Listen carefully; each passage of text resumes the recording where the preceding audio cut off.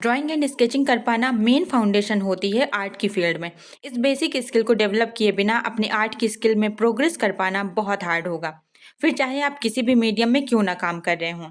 But don't worry, मेरे पास आपके लिए एक सिंपल सॉल्यूशन है।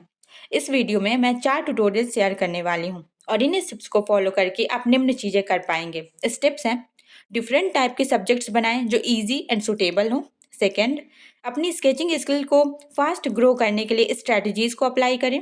Third, forms and shapes, light and shadow, basic shading जैसे फाउंडेशनल स्किल्स को डेवलप करिए। जब तक आप ये वीडियो कंप्लीट करेंगे आप जान जाएंगे कि कैसे स्केचिंग प्रैक्टिसेस का मजा लिया जाए और अपनी स्किल्स पर फोकस किया जाए।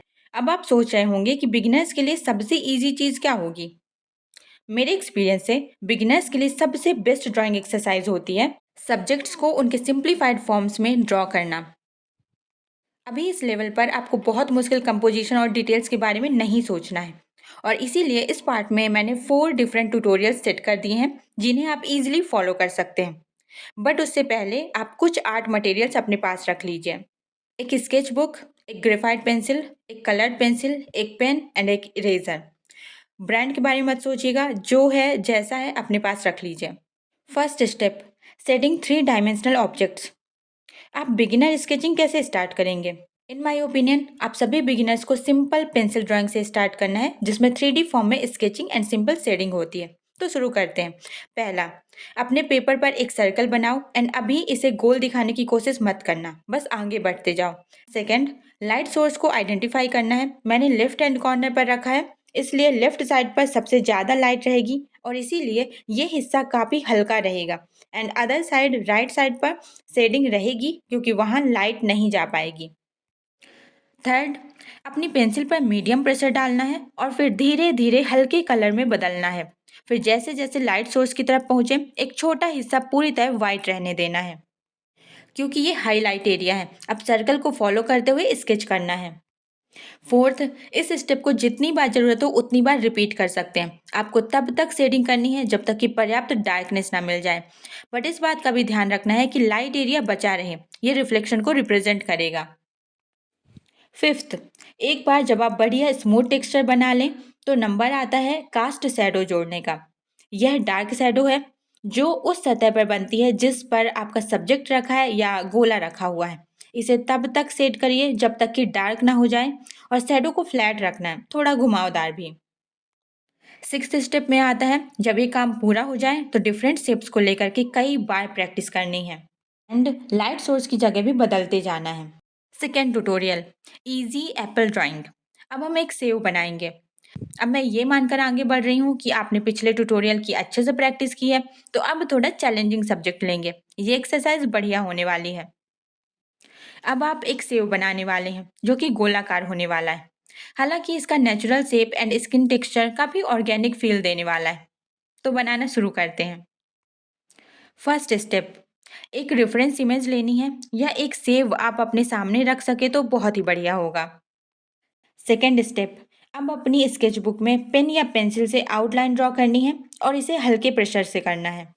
एक बढ़िया बात ध्यान रखना, लंबे स्ट्रोक्स कलाई से नहीं बल्कि कंधे से बनाए जाते हैं। कंधे से अपने हाथ को मूव करते हुए बनाओ, बन जाएगा। थर्ड स्टेप, एक बार जब आपका स्केच रेडी हो जाए तो अब आपको थोड़ी थोड़ी डिटेल्स देना स्टार्ट करना है। सबसे पहले डार्केस्ट डार्क एरिया ढूंढो and lightest light area. Fourth step में लाइट सोर्स को आइडेंटिफाई कर लो, इसके अपोजिट साइड में डार्क एरिया रहेगा। सिक्स्थ स्टेप, इंटेंसिटी बढ़ाने के लिए लाइट से डार्क शेड की तरफ जाएं। इसके लिए जितना ज़रूरत लगे सेटिंग कर सकते हैं। इस बात का ध्यान रखें कि आपके स्ट्रोक से ज़्यादा हार्ड या स्ट्रेट ना हो। सेवेंथ स्टेप, आपको सेव में कास्ट शैडो ऐड करने की ज़रूरत नहीं है। कास्ट शैडो वो होती है जो नीचे की परछाई होती है, तो आपको वो ऐड करने की ज़रूरत नहीं है। आप डिटेल्स कंप्लीट करिए और आपका सेव तैयार है। Tutorial, simple leaf sketches. Beginners के लिए सबसे इजी स्केचिंग होती है सिंपल ऑब्जेक्ट्स को ड्रॉ करना। एग्जाम्पल फ्लावर्स, लीव्स, इन सबको ड्रॉ करना। लीव्स ड्रॉ करने के लिए सबसे अच्छी होती हैं क्योंकि ये कई शेप्स एंड साइज की होती हैं और आपके आसपास इजीली मिल जाएंगी जिनका आप रेफरेंस के लिए यूज़ कर सकते हैं। पत्तियों में बहुत ज़्यादा फ्लो होता है जिसकी वजह से ये आपकी स्केचिंग को स्मूथ बनाने में हेल्प करेंगी। तो स्टार्ट करते हैं। फर्स्ट, वीडियो में जो आइडियाज़ दिए गए हैं उन्हें अच्छे से प्रैक्टिस करना है। सेकेंड, अब पत्ती का सिरा बनाना है। यह इसलिए इम्पोर्टेंट है क्योंकि ये पत्ती की फाउंडेशन है जिससे सभी पॉइंट्स कनेक्ट होते हैं। आपको लाइंस को फ्लोई एंड लूज बनाना है, ना कि स्ट्रेट।